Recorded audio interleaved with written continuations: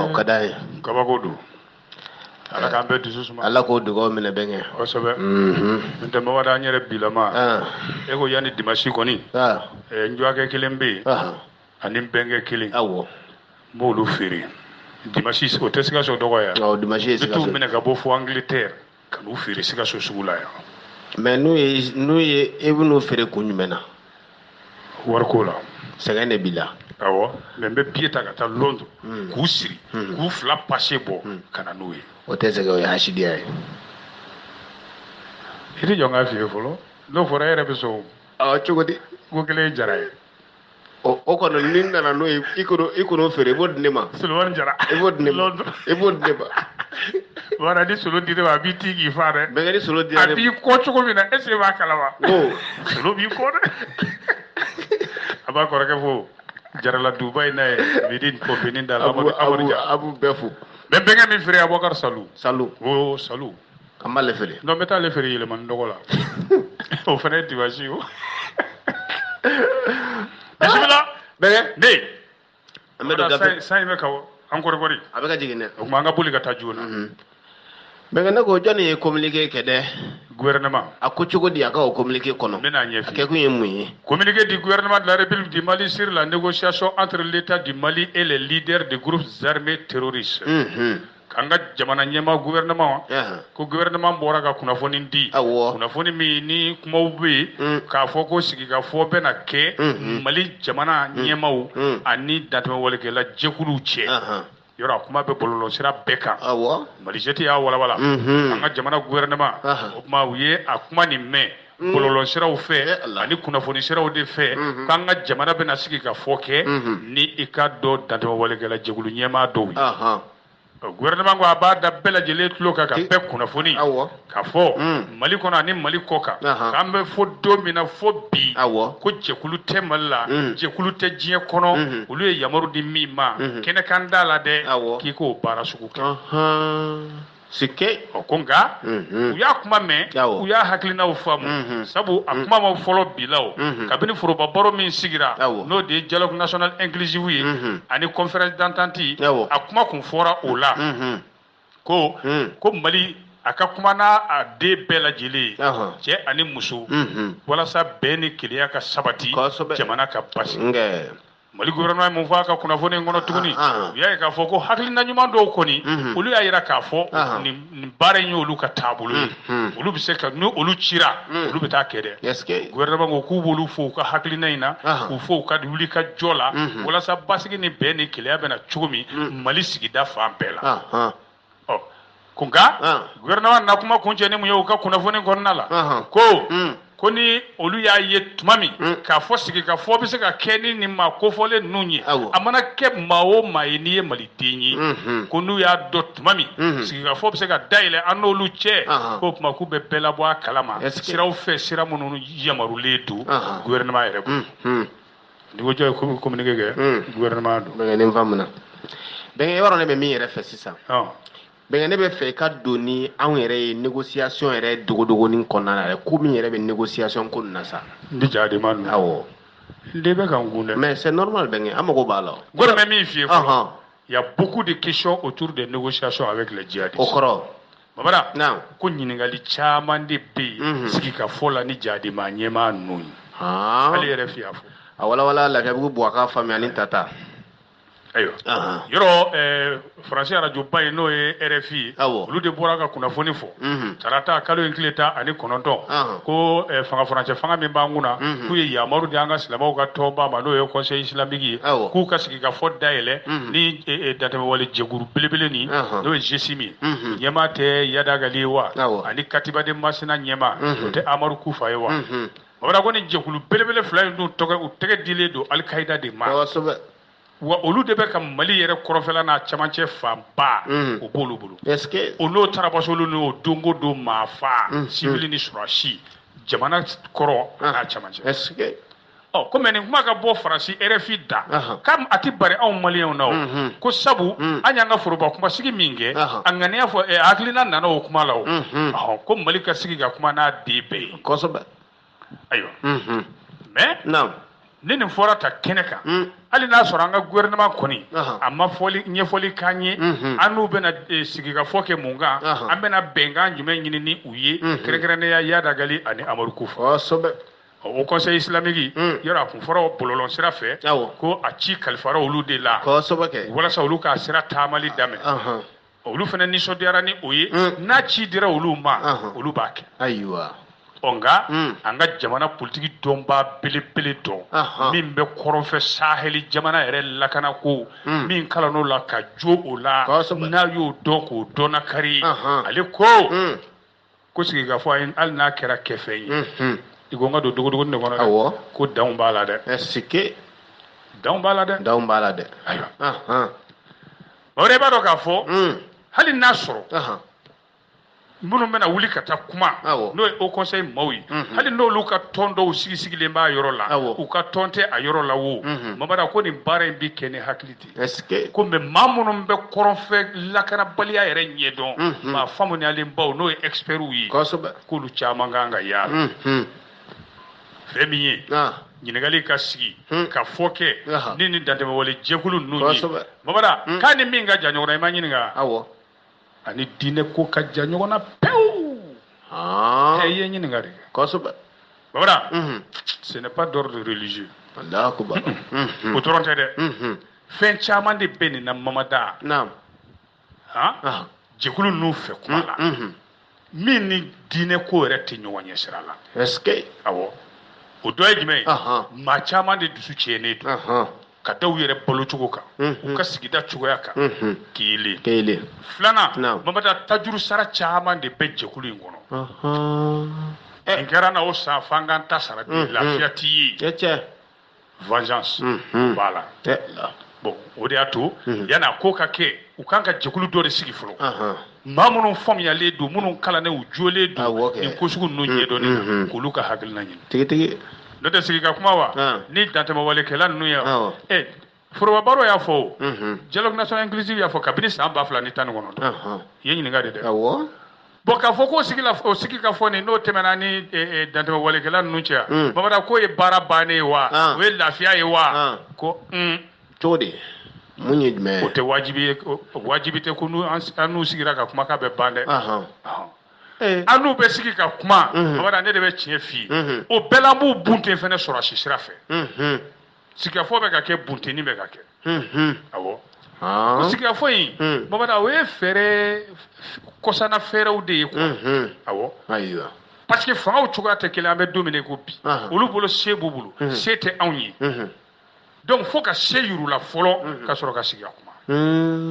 awɔ n y'a faamu il faut que an ka sɔrɔsiw a n'an dɛmɛbaw an ka kɛnɛ minɛ u la fɔlɔ ko lala olu yɛrɛ de bɛna sigi ka fɔ in ɲini sa ayiwa bon n'a a ma ɲɛ k'o sigi ka fɔ bɛ kɛ o Mamada ne ko a sigi ka fɔ a lamini ninnu bɛna kɛ mun ye dɛ est-ce que bɛnkan kelen bɛna sɔrɔ an n'u cɛ wa ɲininkali gɛlɛn kelen yala o n'an sigira ka kuma n'u ye Mamada e ka nin bila ne bɛ nin bila e ka nin bila ne bɛ nin bila bon ale ko a tɛ min bila n'o ma bɛn e ma dun o tɛ ɲininkali dɔ ye nka maliyɛnw yɛrɛ caman bolo fɔlɔ a n'an kɛrɛfɛ jamana caman nin dantɛmɛwalekɛla ninnu bɛ ka tarabasoli kɛ minnu kɔnɔ an lamini jamanaw la Mamada olu caman kɔni ye min ye k'a fɔ Faransi kɔni ale y'a seko n'a damayira bɛɛ yira sa n'a tɛ ɲini ka dɛsɛ a sigikafɔ ni Mamada i ye n digi ka don dugu an ka don i b'a dɔn a ka go maa fɔlɔ min ye wa jamana fɔlɔ min ye minnu t'a fɛ abada k'a kuma mɛn jamana min t'a fɛ k'o mɛn i b'a dɔn ayi Faransi munna i n'o de f'i ye olu tɛ fɛ ka kuma a sigikafɔ kuma ka fɔ Wagner nali Mali la a ka di Faransi ye k'a fɔ k'an ka jamana ɲɛmɔgɔw ka sigi ka kuma ni Yadagali ni mais bɛnko danfara ye mun ye n bɛn'o f'i ye ayiwa Mamada an kana jɔ yɔrɔnin in na dɛ le fait que a ko tɛna bɛn Faransi ma ayiwa an t'a dɔn fɛnɛ est-ce que jadima ɲɛmaa minnu n'a fɔra ko sigikafɔ bɛna kɛ n'u ye o est-ce que u bɛna diɲɛ n'a ye wa n'o hakilina ye wa ayiwa ka d'a kan jamana yɛrɛ politiki ko bɛ cogo min bi a lakanabaliya ko bɛ cogo min bi ɲugu ni ɲaga min wulilen b'a ni jamana wɛrɛw cɛ kɛrɛnkɛrɛnnenya la Faransi n'o ye jamana fila sira taama cogo ye o sira nɔrɔgɔlen don bi ayiwa ko fɛn min yɛrɛ ma daminɛ fɔlɔ asiga fo kuma madame ne folo madame ne ma jugu na madame ne folo a kuma chara madame ne bali kuma chara ko dame ne bali yere kuma chara a nyiningalu chara hakili jaga boka usani wola okay be bo dogo na ga fiemna fiemna benga bismillah benga nya wala dogo ko na flani na o nyina o tema vie benga manogo de mame ngo nyina flendo oui ngo dogo na fle wala kuma ngo dogo e be yele dabla ga tla ga kashibe ni nyefosa koni jono kelengele nonte bege pesa se bolo be butongo bege be ka fero de fi anda bidon waru bla ko na monte ay yele bo anga paw ko ngata amene bela nega soni radio chengo cloche gi ne do ne la tay ndu be moto de la pi ne tay clo duru sango ya ngata bege ne am tan nefe aywa bege anga koloshi muna attention et à quoi attention, les M5 RFP ne représentent pas tout le peuple. Mais les gens n'ont wala babana femme. Babara ganga ngolo shide ko M5 RFP kat ka jamana de be kuna bure. Bengo kuma koro ye mi sisa. John ni o fo bae. Ayo. Les pouces. Ko ka fo ko malite bela jili. O de kumakan tɛmɛna M5 RFP fɛ k'o bila i kunna ko M5 RFP kumakan ye maliden bɛɛ kumakan ye Mamada ko fili tɛ min ka bon n'o ye M5 RFP tɛ maliyɛn bɛɛ ye dɛ Mali bɛɛ tɛ M5 RFP ayi abada ko ka d'a kan tuma caman an b'a mɛn discours baw la k'a fɔ ko nin ye jamanadenw bɛɛ lajɛlen ka hami de ye ni kuma bɛ kɛ tuma o tuma n'an ye coup d'état ko kuma fɔ tuma o tuma an ka transition sigi sen kan jamanaden bɛɛ de bɛn n'a kan hali foroba baro minnu bɛna sigi sisan ka jamana mulukura bɔ n'o ye assise de refondation ye o n'a ɲɔgɔnna caman jamanaden bɛɛ kumakan de don ko M5 RFP k'o fɔ o ye fili de ye ko sabu maliden bɛɛ lajɛlen n'i y'a fara ɲɔgɔn kan miliyɔn 20 ni kɔ est-ce que o M5 RFP kanuba n'a lafasabaw o jama b'o bɔ wa n'o ka jan o la sa k'a bili kunna ko Mali o de M5 RFP k'o ye fili belebele de ye o ye ka ko de ta k'a jagoya malidenw hakilina kan k'a sɔrɔ bɛɛ ma jɛ ni ko dɔ ye sige awɔ ko n'o tɛ ɲuguɲugu ni ɲagaɲaga min ye fanga kɔrɔ in dafiri Mamada i k'a dɔn o dafirilen kɔfɛ foroba kalafili ma kɛ fɔlɔ ka maliden bɛɛ hakilina dɔn n'o ye référendum ye ayiwa sigikafɔ min bolodalen filɛ ka jamana mulu kura bɔ nin ye Mamada i n'a fɔ u y'o jateminɛw kɛ k'o bila sen na cogo min k'o tɛ se ka kɛ jamanaden bɛɛ hakilina ye ayi maliden bɛɛ hakilina tɛ o ye ayiwa mais sariyaw bɛna ta o la maliden bɛɛ tɔgɔ la ko ka sɔrɔ foroba kalafili in kan ka kɛ fɔlɔ nin référendum aw bɛna yɛlɛma minnu kɛ aw bɛna dossier kura minnu ta a bɛna loi kura minnu fɛ ni référendum kɛra o ye maliden bɛɛ kumakan ye fo n'i ba ka taa voter o don o tuma n'i ba nana k'i kan ni jaabi min sɔrɔla o la o hun na o de ye maliden bɛɛ kumakan ayiwa ko n'o tɛ n'a fɔra an ka taa ten Mamada ko an bɛ tunu sira fɛ o yɛlɛma ninnu n'o réforme ninnu ye dɛ olu de kan ka bila foroba kalafili hukumu kɔnɔna la sa sabu o foroba kalafili n'o kɛra o jaabi de bɛ kuma malidenw tɔgɔ la su ani tile o ye jamanaden bɛɛ ka hɔn ye ou bien ayi Mamada k'an ka to min kɛ nin yɔrɔnin in kan dɛ tigitigi kɔni mais ka décision dɔ ta jɛkulu dɔ fɛ ten k'o ye maliden bɛɛ kumakan ye ka ko dɔw ta k'u wajibi maliden bɛɛ ka fanga la Mamada k'o ye fili ye dɛ n'i y'u farati k'o sugu kɛ Mamada k'i b'a ye maa caman bɛna ɲugun i yɛrɛ la o laban bɛna taa wolo min na maa t'o si dɔn ko wa nin ko in yɛrɛ gɛlɛya yɔrɔ ye min ye dɛ Mamada ko o sɛbɛn fasiriba de ko ten ko Bamakɔ tɛ Mali ye dɛ Bamakɔ tɛ Mali bɛɛ ye dɛ Bamakɔ dɔrɔn tɛ Mali bɛɛ ye dɛ ko maaw bɛ ka ɲinɛ o yɔrɔ in de kɔ Elhaji Sɛmɔgɔ Tarawele ka fasiri les pouces Mamada yɔrɔ tɛ gafe kɔnɔ a ka o kuma ye tiɲɛ ye dɛ Bamako n'est pas tous les Maliens. On a tendance à oublier cela aussi. Mamada, Bamako Mali faamaw kɛn bɛ ka Mali kɛ Bamako de. Mais n ko fo de ka faamu. Hali n'u bɛ tɔnsigi baw réunion baw formation baw kɛ anw yɛrɛ ka radio baara sira fɛ fɔlɔ u bɛ Bamako radio de wele. région radio weleli ka ta formation na Bamako kelen tuma dɔw la u bɛ projet kelenw de bila ka na atelier 2 jours 3 jours i ye kuma fɔ parce que k'anw bɔ région na ka taa an ka taa formation ou bien atelier ou bien séminaire kɛ Bamako a musaka ni minnu bɛ Bamako o tɛ kelen ye ni 5000 dira bɛɛ ma sa 4000 5000 ɲɔgɔn na bi fara an sɛgɛsɛgɛw ta kan minnu bɔra yɔrɔ wɛrɛw la région wɛrɛ la kan o tɔrɔmɔ ɲɔgɔn dɛ tilako u b'a préférer ka région éliminer ka an ta kɛ message ye kan n'u bɛnna n'u décision minnu taara o la o tuma la u bɛ se ka o cɛw ma ten an ta bɛ kɛ kalaniya la minnu taara formation na ni attestation ma d'olu ma diplôme bɛ d'u ma an b'a nɔ la ne tɛ jiginna yɔrɔ sɔrɔ ministériso kelen dɔrɔn de la malien de l'extérieur ministériso olu kɔni u tɛ foyi wuli mamada ni ne t'a la hali kɔsa na u bɔra Sikaso a ye formation kɛ tile 3 ka tila ka diplôme d'an bɛɛ ma ne tɛmɛ o kan tunkarankɛw bɛ lafiya cogo di gɛlɛya min b'u kan tunga kɛcogo kuma caman kosɛbɛ ministère des maliens de l'extérieur et maliens établis à l'extérieur non an bɛ Keyita fo ye an b'u fo chef de cabinet n burankɛ don i burankɛ don tiɲɛ don n'i sigar'o la dɔrɔn i bɛ kafiriya dɛ a dabila dɛ n b'a mɛn u ko n'i sigar'o la dɔrɔn wariba caman bɛ d'i ma dɛ ma siga Yarangi ko kafiriyara de jiwadoya b'a la ala ne tɛ dɔnko wari tun banna de sisan an ka taa bɛkɛ ne ko mun de kɛra Madibugu Maribugu wa 2 points voilà ça kɛra Maribugu un affrontement entre chasseurs et djihadistes fait des morts et des dizaines de blessés. Bɛnkɛ ni yɔrɔnin fɔ bamanankan na ma foyi faamuya Bamanan Maribugu i ka dɔn ko dosow ni jadimaw de tarabasura ɲɔgɔn na ye doso caman de fara caman jogin na i ka ko i ye doso ye wa ayi n tɛ doso ye le pays de y'a fɔ Bamanan hali mɔgɔ salew da ma se ka fɔ ko des morts maa caman sara dosow la 48 bɔɲɔngo o joginna dɔw ka joginda ka jugu yɛrɛ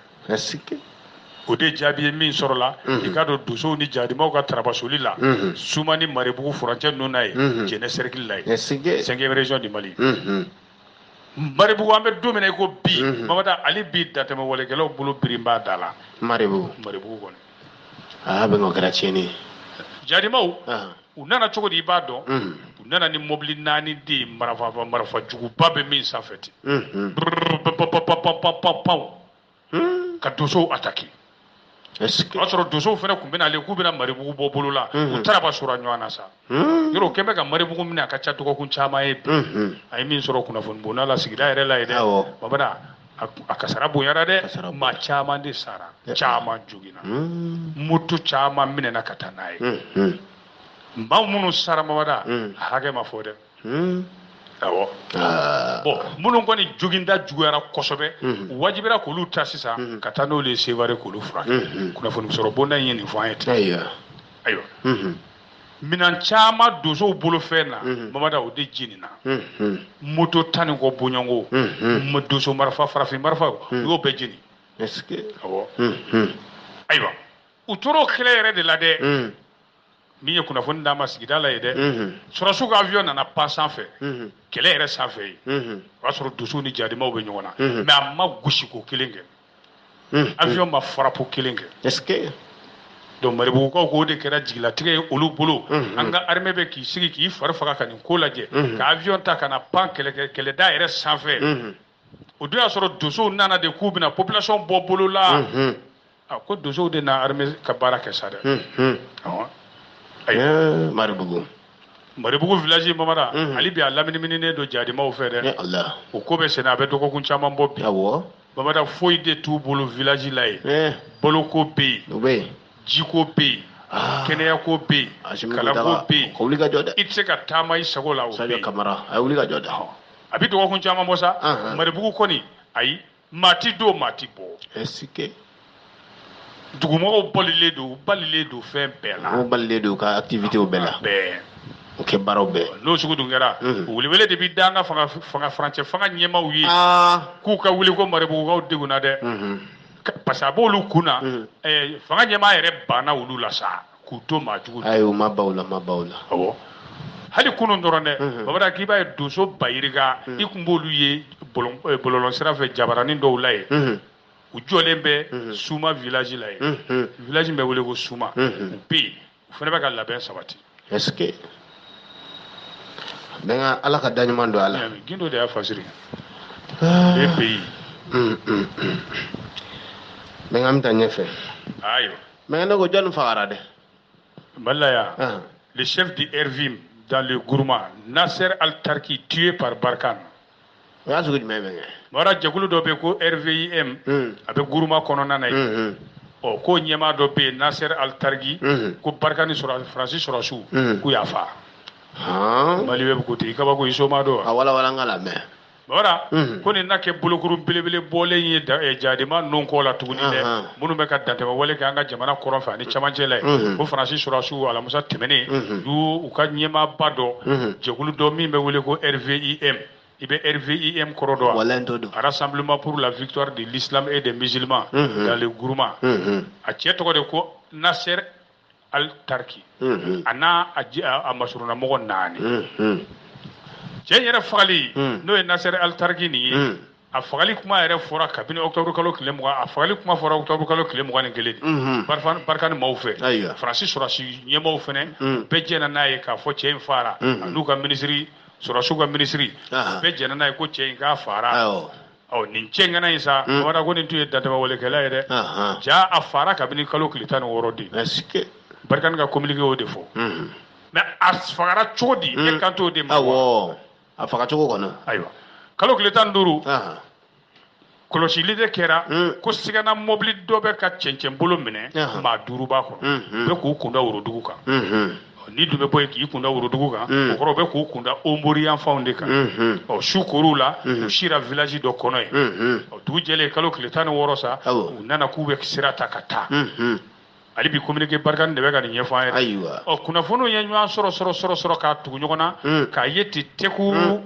u ka avion sobaganin dɔ bɛ pan ten ko drone i b'a ko firifirini fa ɲɔgɔnna bɛ n bolo ok ayiwa o drone nin o de filɛ ka kunnafoni bɛɛ kɛ ɲɔgɔn kan ko mobili kelen min tatɔ filɛ ni maa 5 b'a kɔnɔ dɛ ko Nasser Al-Tarki b'a kɔnɔ mais nin bɛɛ ye Faransi ka ɲɛfɔli de ye dɛ olu bɛ se k'o bɛɛ ɲɛdɔn o ko kelen avion wuli directement pom ka sin ka mobili ci a kɔnɔma si ma bɔ u ka sɔrɔ sa ka sɔrɔsi jolenw bila ka taa n'o ye commandow ye u y'olu ta firifirini na n'o ye hélicoptère ye ka taa n'olu ye u k'a lajɛ n'u sara yɛrɛ ani jɔn ni jɔn don o de la u taara ye k'a fɔ Nasser Al-Tarki ale n'a masurunama 4 olu de tun bɛ avion mobili in kɔnɔ a bɛɛ sara ayiwa i b'a dɔn Nasser Al-Tarki in yɛrɛ a donna jadi mɔgɔ ninnu ka tɔn na Akimi kabini san 2012 waati min na an ka kɔrɔn tun minɛnen don u fɛ nin majuguba in sa yan'a ka faga ale de tun y'i ka dɔ cɛkunba 2nan ye numéro 2 groupe Katiba Amadu Kufa ka jɛkulu min bɛ Gourma kɔnɔ yen o dangan 2nan de tun don ni ɲɛmaa bɔra yen ale don ayiwa o la sa a yɛrɛ ka patron i t'o tɔgɔ dɔn Jadima maa faala jugu jɛkulu jugu in a ɲɛmaaba yɛrɛ e t'o tɔgɔ dɔn ne tɛ nin tɔgɔ dɔn bɛnkɛ e dun ka i dɔnbaga n'i ka suru yɛrɛ astagfirullah a'udhu billahi minash shaitani a bɛ dumuni k'i ka so yɛrɛ la hawla wala quwwata illa billah wa an bɛ ɲini ka siga i la ale kama kɔni kojugu maa faala ba in Al-Qaida ɲɛmaaba in numéro 1 e k'a tɔgɔ fɔ tan ne m'a sɛbɛn dɛ a lajɛ ka ɲa ne m'a sɛbɛn dɛ a lajɛ ka ɲa ko Lassane Alassane awɔ nka n'a wele tɔgɔ ye ko Lassi c'est sûr Alassane dit Lassi c'est sûr numéro 1 de Al-Qaida de Gourma terroriste n'a sa b'a fa voilà terroriste bɛn ka min bila ka taa le kama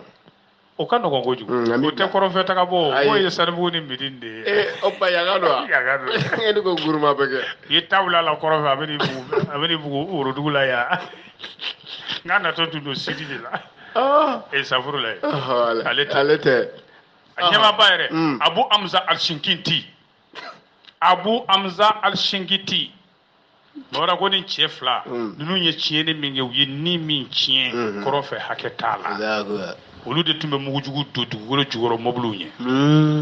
ayiwa est-ce que a falen sa a n'a masuruna maa 4 o communiqué de kɛra Faransi ɲɛmaa bɛɛ lajɛlen fɛ sɔrɔdasi kunda sɛbɛn fasiriba ko waati min dunna an ka fanga farancɛ fanga o b'a fɛ ka yɛlɛma don an ka kɛlɛ kɛcogo la kɔrɔn fɛ maajugu ninnu kɛlɛli la fo kuma tun fɔra ni gouvernement y'a galontigiya k'a fɔ ko conseil bɛna wuli ka taa sigi ka fɔ kɛ n'u ye waati min na an b'o kuma ninnu bɛɛ la ayiwa ko tuma la ko Mali ɲɛmaaw bɛna ye k'a fɔ u k'u hakili sigi dɔɔnin fɔlɔ sabu maliyɛn caman de wulilen don dɛ a l'écrasante majorité des maliens f'an ka kɛlɛ changer o la sa ko yala Faransi bɛ ka nin baara damadɔ ninnu kɛ tile 2 in na walasa Mali ɲɛmaaw ka jisumanenkow koli ji kan k'a yira u bɛ baara la u bɛ maajugu ninnu faali la ayiwa donc nin ko in ɲɛdɔnbaa caman bɛ yen babara olu kumana nin ko la Mali yɛrɛ sariya jɔsenba o ko kalan bɛɛ dagalen don laïcité wa Mali ye kelen de ye tilacogo t'a la jadima ninnu olu dun ma jɛ ni o de ye Yadagali yɛrɛ ni Amadu Kufa olu ko tubabukala yɛrɛ de ye al-haram yɔrɔ ko ɲagamina ye sa dɛ ayiwa kabini Mali kɔni a kuma munumunukan bɔra ko Mali ɲɛmaaw bɛna sigi ka fɔ kɛ ni terroriste ɲɛmaa ninnu ye an dɛmɛbaa fɔlɔ ye Faransi min ye Mamada k'o ɲɛ kumuna dɛ a y'i kɛ tetetew o mangun in dɛ Mamada k'o bɛ fɛn bɛɛ de yira k'a fɔ a man di Faransi ye bi a man di Faransi ye sini an ni ninnu ka sigi ka kuma ko sabu Faransi hakili ye min ye an ka continuer kɛlɛ la Sahel kɔnɔ ye ayiwa olu dun ye u ka prévu c'est-à-dire u y'u seko yira Afghanistan u ma nɔ bɔ f'u ko k'u ni Américains ka fara ɲɔgɔn kan Afghanistan ye force takuba ni Américains Faransi yɛrɛ kunnafoni bonda caman y'a fɔ dɛ Mamada ministre u ka ministre ye min fɔ dɛ ko Américains ka minɛn de y'a to u sera ka cɛ in faa n'o ye drone ninnu ye n ye firifirini min f'i ye jago ye Américains ta ye o de y'a ye maa minnu bɛ mobili kɔnɔ nin don Mamada don la sisan suru nin don Silama Koyita pana i cɛna y'o la i fɛn sɛnɛ san dugu cɛ a bɛɛ bila aw ma 5 de tun b'a kɔnɔ Sabu Kamara Alamasa Maga Silama Koyita la sisan suru non e kun t'a la bɛɛ pana kojugu ayiwa Mamada ko yala nin ye sira ye wa sira min n'o kan ka bila Mali ɲɛmaaw contrôle hakilina la ko k'u ka jisumanenkow koli ji la dɛ ko Faransi bɛ cɛsiri la dɛ Sahel jamana kan ko yala nin cɛ in faali kan ka kɛ misali ye an ka sabali an ka tu k'u ka baara kɛ wa ɲininkali gɛlɛn Mamada an ka bɔ journal kɔnɔ an ka taa dogodogoni na an ka bɔ journal kɔnɔ an ka taa dogodogoni na nin ko in na Bora ne hakili ma minɛ hali dɔɔni Nasser al-Tarki k'o de fagara o mori sira la Faransi fɛ drone kiri i b'a dɔn yanni ne kana don wara Mamada i b'a dɔn n ka baara ka bon koyi ne bi baara min kɛ walasa maaw dalen don an ka information na cogo min Mamada n bɛna fɛn dɔ f'i ye i b'a dɔn n bɛ ordinateur dɔ mɛ ne t'i dɔn kojugu rebelle chefu c'est-à-dire jihadi ɲɛmaa si tɛ yen yɔrɔnin dɔ bɛ Google kɔnɔ i bɛ Google kɔnɔ n'i donna Google kɔnɔ Mamada dogodogonin dɔ bɛ yen u k'a fɔ k'e Mamada ye jihadima ɲɛmaa ye i bɛ nin groupe in de kunna Mamada ne b'i tɔgɔ gosi ka don yen i ka fɛn bɛɛ n b'a ye hali muso hakɛ min b'i bolo den hakɛ min i ka hakilina ye min i bɛ ka kɛlɛ kɛ ni idée min e yɛrɛ ye jɔn ye i wolodugu ye yɔrɔ jumɛn mun y'i don nin ko la Mamada ne b'a détail bɛɛ sɔrɔ ne ye nin cɛ tɔgɔ de don ye tilegan in na Nasser al-Tarki m'a ye ma foyi ye est-ce que nin tɛ ko inventé le ye wa k'a fɔ an y'a fa a photo ma ye dɛ kɔrɔ a fɔra nin kɔnɔna la ko commandow jiginna ko ka taa lajɛ n'u sara yɛrɛ yɛrɛ ani k'u ɲɛda lajɛ jɔn ye jɔn ye mais photo ma ye o b'a to ne tɛ taa ko la nin ko kelen kɔni n hakili ma nin minɛ n b'a to n hakili t'a minɛ tuguni o farasi kelen de bɔra k'a f'u da camancɛ la ministre kunda k'u ye Kufafa. U ka ministre yɛrɛ u ka ministre de l'armée. De l'armée même. N tɛnɛ muso kɔrɔ in. A y'a sɔrɔ ale ma kɛ o ye fɔlɔ oui ale de tun ye ministre waati la. Ale de don. Toujours. Awɔ. Bɛnkɛ o da kelen de y'a fɔ ko Amadu Kufa sara. Voilà. Bon bi n'a fɔra ko sigikafɔ bɛna kɛ n'o Amadu Kufa ye dun. Non français kɔni. Mais i b'a dɔn quoi i b'a dɔn journal kɔnɔ kuma tɛ o ye han. Bɛnkɛ ne ma foyi bila an ka armée faama ɲɛ. Banna. Bɛnkɛ i b'a minɛ ko faali o faali kɛra olu de bɛ ɲɛfɛ. Wa n'a fɔra ko tarabasoli kɛra tuma o tuma i bɛ sata de bɛ caya anw na. Kosɛbɛ. I b'a mɛn ko ninnu ka maa o maa sara bɛnkɛ i b'a sɔrɔ u yɛlɛnna minni kan. Kojugu. Wallahi. Bɛnkɛ ne ninnu ye ninnu ɲɔgɔlɔnbɔkan ni catiribɔkan an ye ninnu faamu sa an ye nin fa yan fɛ an ye nin fa yan fɛ dadulu foyi tɛ yen ka bɛn an tilara ninnu kow la sa mɔgɔ minnu tɛ ninnu faamu olu de tɛ ninnu faamu. Kosɛbɛ. Bɛnkɛ an ka don journal kɔnɔ. Ayiwa. Nin tun ye an yɛrɛ ka duguduguni ye ka bɔ ka faamuya di nin ko kan. An ka taa ɲɛfɛ bɛnkɛ. Aw ye maa fa o. Foto ma ye. Bɛnkɛ maa sadi tigɛlen kɔ maa la ka tila ka danaya kurakura a ma nɔgɔn dɛ. Kosɛbɛ kɛ. Voilà o de bɛ yen fɔlɔ quoi. Awɔ tubabukɛ dɔw fɔ ko mɔgɔninfin k'a ka danaya sɔrɔ tuma dɔw la o man gɛlɛn.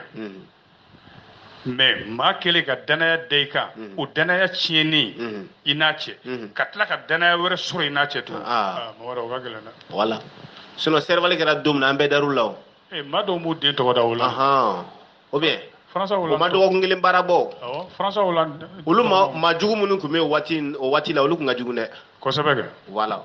ni fanga yɛrɛ tun don fanga tun b'olu la. Siga t'a la. Arme jugu yɛrɛ tun b'u bolo. Kojugu. Voilà mais san 8 an filɛ nin ye bi. Bɛnkɛ cɛ an kunna ka bɔ sunɔgɔ la sa dɛ. Ne kɔni kunna a mɛnna. Ayi e y'a sɔrɔ ne taara baara yɔrɔ yɛrɛ. E y'a sɔrɔ ne taara baara yɔrɔ yɛrɛ. A bisimila. An ka don gafe kɔnɔ. Ayiwa. Bɛnkɛ i ko ni maa furakɛ baga kɛr'i fa baga ye. Ko kuma an bɛ taa min. Bɛnkɛ n kan b'o de ma. Jɔnni furakɛ baga kɛra a fa ba ye an ma se ka taa min. Babada maa min kan k'i kisi saya yɛrɛ ma docteur la o ka kɛ e yɛrɛ faga ba ye an b'an ko mɛn an bɛ taa n jaabi.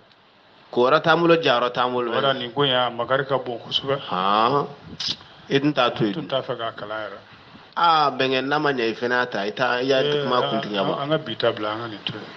yen. Bɛnkɛ kana kɛ ten sa n'a ma ɲɛ i y'a ta ka ban f'an ye kuma nin kun tigɛ. Ne kun y'a fɔ ne k'a makari ka bon kojugu an kun b'a to yen an kun da tɛ s'a ma mais ni da sera a ma ka ban bɛnkɛ fɔ sa. O fana ye tiɲɛ. Layidu taba tɛ cɛbakɔrɔ. A timɛba de ye cɛbakɔrɔ.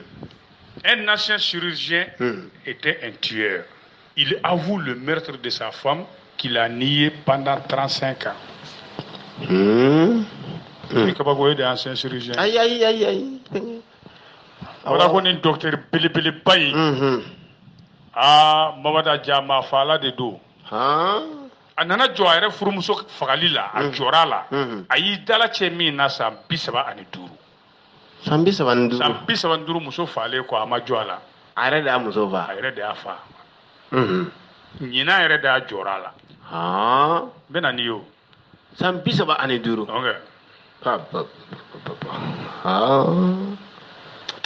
O tɛ bila ko ye. I b'a docteur cɛ in dɔn. Ayi. Surumani don. Maa faala don dɛ. Chirurgien. I y'a faamu. N y'a faamu. I y'a docteur dɔn wa. N y'a faamu sisan n y'a dɔn. Docteur Suruni. I b'a fɔ docteur Suruni don wa. Voilà. N y'a faamu. Ne y'a faamu. Abdramane Jakite b'a faamu. Ne y'a faamu. E m'a fɔ sen Suruni tɛ. U ko docteur Suruni professeur docteur Suruni. E t'a dɔn sa mais Ousmane Kante b'a dɔn Barcelone. A b'a dɔn Ousmane Kante a b'a dɔn Barcelone. Bana n'ale yɛrɛ ma deli ka na furakɛli la fɛ. A k'i kɔlɔsi dɛ. A delila ka na fɛ furakɛli la Sikaso. A k'i kɔlɔsi. Maa faala don dɛ. Bɔra. Kamalen ye i ka dɔ san 20 de kɛ. A bɛ k'i dala ci a furumuso ka saya la. Alahu akubar. Nin docteur ba in. Safurula ye. Docteur Suruni tɛ. A tɔgɔ bɛ américain yɛrɛ don. Américain don. Robert Bierbaum. Ale don Robert Bierbaum. N tɛ se ka n tɔgɔ fɔ. Docteur américain. Américain. Yɔrɔ san 2000 tɛmɛnen 2020 u kun y'a don kaso la k'a kiri a muso kelen in ka saya de la.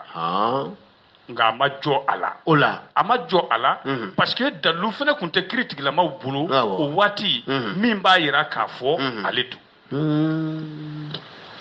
fo décembre kalo tɛmɛnen sa 2020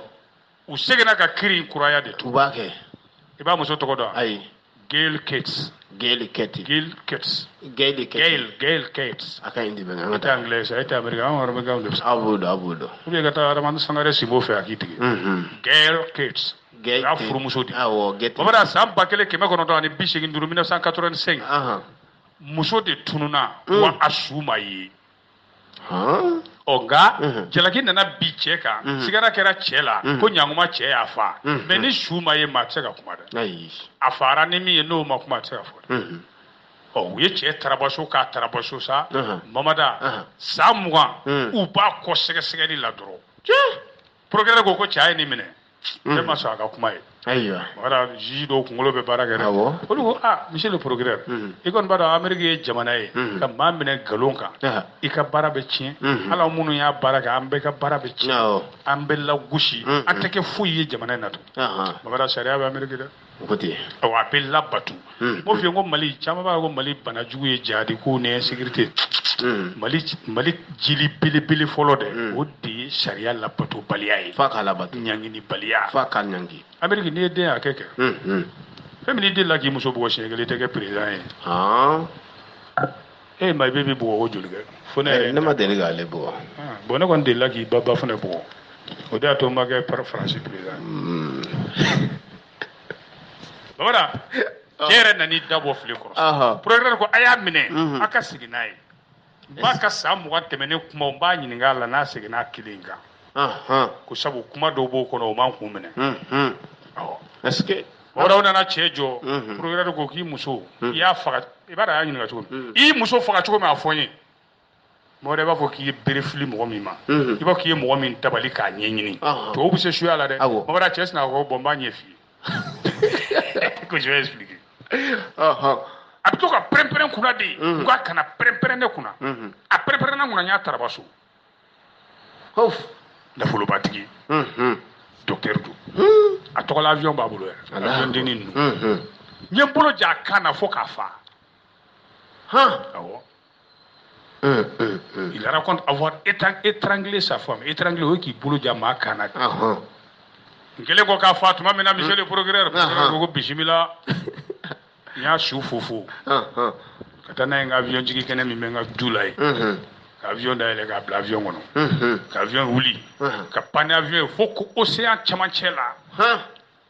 ka su ɲɔni ka bi kɔgɔji la ye ko mais a waati tiɲɛ na dusu sitanɛ donna n na et puis funɛngɛniya bɛ n na n dusu ka bon n yɛrɛ n y'a kɛ o waati ninnu de la procureur ko e dun ye nin waati ba in bɛɛ lajɛlen bila fo bi e bɛ n'i jɔ n'an ɲɛna i y'a fa kabini 1985 2020 de e bɛna jɔ o la anw ɲɛkɔrɔ yan o mɛnna ayiwa a ko tɛmɛ n'i ka ɲɛfɔli ye ale bi ayiwa a ko kumakun t'ale da yɛrɛ ale yɛrɛ tun t'a dɔn ko bi don in bɛna se k'a fɔ ale bɛna jɔ a muso fagali la sabu kabini ale y'a kɛ ale y'a bila kunna saya bɛ sa ale ma ale tɛ jɔ a la ko mais ale nana jɔ procureur nin ɲɛkɔrɔ sa ale jɔra a la k'o de dabali b'an b'ale la o kɛra décembre u ye kiiri bila 2021 na procureur ko a ye na n'a ye tuguni bada sɛgɛsɛgɛliw de kɛra sa o b'a sɔrɔ waati kɔnɔna na cɛ in a ye muso in dɔn kabini 1980 waati de i y'a faamu a kɔni tun bɛ munumunu musow ni ɲɔgɔn cɛ dɛ wari b'a bolo nka nin muso in nin de nana koja ye a tigɛ cogo n'a ka faamu cogo ani timinandiya min b'a la kalan ni baaraw la a tun bɛ kalan na université la ayiwa u nana furu kɛ mais hali muso somɔgɔ dɔw ko muso ma k'a tɛ i kɔlɔsi cɛ in na cɛ in ka farin dɛ k'a ka farin ayiwa muso salen yɛrɛ a balimamuso bɛ yen o de tɔgɔ Alain Cates yɔrɔ nin ye Gail Cates a dɔgɔnin tɔgɔ Hélène Cates ayiwa o y'a yira k'a fɔ ko don dɔ la ale balimamuso y'a wele téléphone na a bɛ ani ɲɛji de bɛ ɲɔgɔn na a y'a wele a ye mun fɔ a ye k'ale cɛ ko f'a k'a ka jakumani minɛ k'o su ji la k'o fa ko jakumani y'ale tɔɔrɔ kabini a ye jakuma don ji la fo k'a fa k'ale siranna cɛ o siranna koyi ni muso ko ma k'i yɛrɛ ɲini a ko n b'a fɛ o a b'a fɛ ko n b'a fɛ b'a fɛ de dɛ a sɔrɔla ka furu kɛ a bolo fɛ min bɛ yen o bɛna ko ninnu bɛɛ cɛ bɛna yɛlɛma quoi n'ale yɛrɛ bɛna cɛ minɛ cogo min bɔda furu de kɛra o cogoya la ka furu narage ka dusukun kami don o don bɔ kun ka bɔ sen kan bon muso bɛ pɛrɛn i bɛ pɛrɛn kunna mun na kana pɛrɛn kunna muso ko n bɛ pɛrɛn i kunna u y'o kɛlɛ fɔlɔ ban ayiwa muso nana nɛgɛ a ko n cɛ i tɛ taa hakili furakɛlaw fɛ yen n'o ye thérapeute ye u k'a lajɛ min b'i la yɔrɔ olu fɛ yen thérapeute bɛ yen quoi muso y'a nɛgɛ a taara a bɛna jaabi di muso ma dɛ a mana nin jaabi ayi muso jɔrɔla min na a laban nana k'o de a kɛra o ye ayiwa a bɔlen o docteur fɛ a nana min fɔ muso ye i b'a dɔn a ko muso ma i t'a ɲini k'i furu sa n'o tɛ n b'i fa dɛ ta divorce ɲini n'o tɛ n b'i fa a tɛ tɛmɛ o kan muso seginna ka taa hakili sɛgɛsɛgɛli docteur ni fɛ yen o fɛnɛ ko muso ma ko ne bɛ min kɔni f'i ye i furu sa dɛ n'o tɛ nin laban b'i fa dɛ ja sudara la muso de nana décision ta sa k'a b'a furu sa le 6 juillet 85 le 7 juillet 1985 muso tunna donc le 6 juillet ale tun bɛ fɛ k'a furu sa a taara tribunal la ka furusa sɛbɛn tigɛ cɛ kama u kan ka taa o dugusɛjɛ kiribulon na o don muso tunna ok 85 fo san 4 o kɔfɛ dɛ adamaden kulukutu dɔ de yera quoi c'est à dire k'a ta a woro la ka na a kɔ ninnu na kunkolo t'a la sen t'a la a kulukutu quoi a kolo torse o de yera fo dugu wɛrɛ la min bɛ kɔgɔjida fɛnɛ la ye Staten Island e tɛ yen dɔn sa n ko n ye pharmacie kalan yen safurula n tɛ pharmacien n ye avocat kalan yen dɛ Staten Island Staten Island o taara o de mɔgɔ tɔ in sɛgɛsɛgɛ k'a fɔ k'o ye muso in tɔ ye quoi donc fo y'a da somɔgɔw ma parce que waati la dɔnniya tun ma bon kosɛbɛ sɛgɛsɛgɛli la radio kelen de tun bɛ yen min bɛ se k'o ko ninnu dɔn o dɔnni ninnu dépassera o kɔni y'o kɛ musow ye u y'a da somɔgɔw yɛrɛ ma olu y'o su dɔn mais u nana sisan an bɛ 2020 min na u nana a fɔ denni somɔgɔw ye k'u ka su wɔgɔbɛ tuguni u b'a sɛgɛsɛgɛ u nana sɛgɛsɛgɛ o y'a sɔrɔ u t'u den o t'ale ye donc a ma ye de quoi o kɔfɛ cɛ nana muso wɛrɛ furu 1990 i y'a faamu a m'a fɔ ye ko muso fɔlɔ kun b'a bolo o sara dɛ a n'o ma bɛn a la o y'i yɛrɛ ta ayiwa o kunna jara o tɛ filanan ye a nana sabanan ta a ye sabanan ta o sabanan in de sa 1996 a m'a fɔ ye fɛnɛ ko muso fila kun b'a bolo kelen sara kelen b'o la o sabanan in o de kɛra sababu ye Mamada ka nin ko bɛɛ ɲɛdɔn o de y'i furu sa ka tila k'a ko fɔ polisi la ko fa b'a la donc u y'a sɛgɛsɛgɛ muso bolofɛnkɔrɔ minnu b'a ka so ye n'o ye test ADN jeli sɛgɛsɛgɛ quoi ani su morceau min yera o de sɔrɔla o senfɛ ja su morceau min yera o tɛ muso su ye pour que ka sɔrɔ k'a fɔ i ye muso fa cogo min a ɲɛfɔ an ye a ka sɔrɔ k'a fɔ o de la ale y'a bila avion de kɔnɔ k'a fili kɔgɔji la ye cogo t'a la ni jɛgɛ belebeleba ninnu dɔw ta dɔrɔn o ko banna bon o kɔni san 35 ko kɛlen kɔfɛ u y'a don kaso la si kaso awɔ u y'a don kaso la si kaso a b'o de kɛ o de don dɛ e docteur tɔ e ma maaw fara fo a maaw fa e bɛ maaw fa o kan k'a fa de k'a kunci a ye bɛnkɛ si kaso fɛnɛ si kaso a bɛna min o la o ye dɔ ye mɛnɛ mais ni ne ye juge o tɛ ne bɔ o tɛ bɔ an bɛ bɛɛ lajɛlen fo o bɛ dansigi bi ta la kosɛbɛ ka bɛɛ barikada ka bɛɛ waleɲuman dɔn ni Ala ma baasi kɛ ntɛnɛn nata nɛgɛ ɲɛ 17 fo ntɛnɛn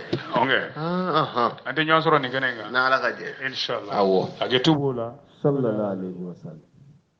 aw maa minnu sigira ka dɔnkibaru kɛnɛ lamɛn radio Ural FM kunkan fɛ bi aw tulo garisɛgɛ kɛra min ye o kɛra nin ye Mali kɔnɔ a n'a kɔ kan an n'a fɔ ko ka an na aw bɛɛ don nataw la radio Ural FM kunkan fɛ hakɛto b'o la sallallahu alaihi wasallam